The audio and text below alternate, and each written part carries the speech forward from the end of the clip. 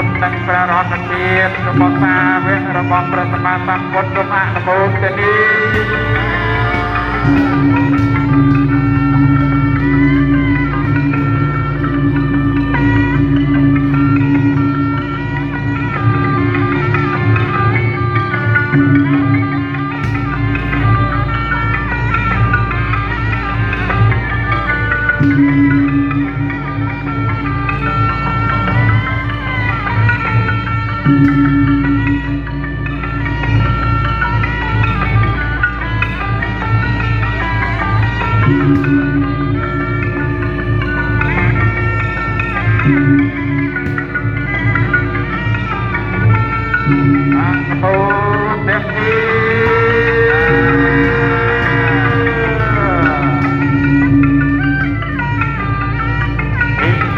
ពីពុទ្ធេ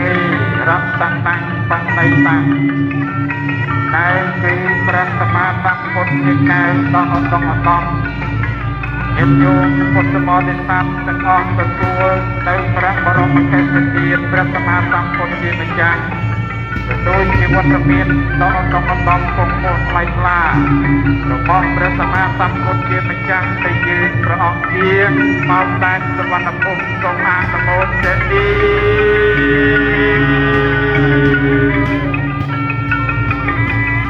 អនុមោទនានៃការទទួលនៅព្រះបរមកេសទានព្រះសម្មាសម្ពុទ្ធជាម្ចាស់បរមគ្រូដែលយើងសូមអនុមោទនា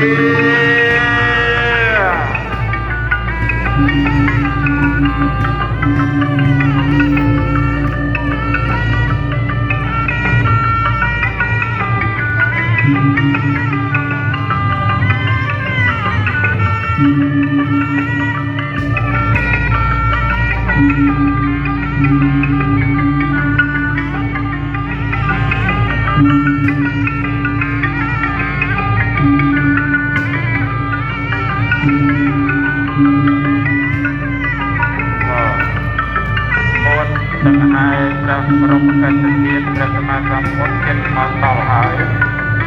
ញាតិញោមពុទ្ធបរិស័ទទាំងអស់កើតទៅសទ្ធាជ្រះថ្លា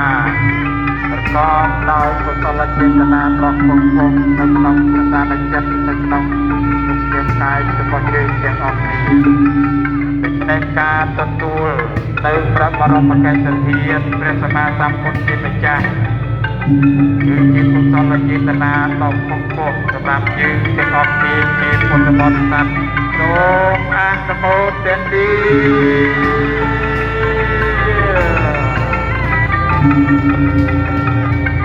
អនុមោទនានៃការទទួលនៅព្រះបរមកេសទានព្រះសម្មាសម្ពុទ្ធជាម្ចាស់បរមគ្រូនៃយើងសូមអនុមោទនា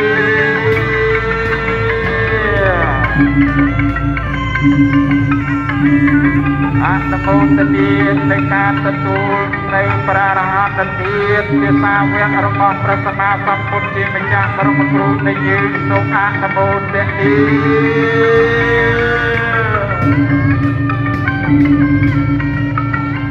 Thank you.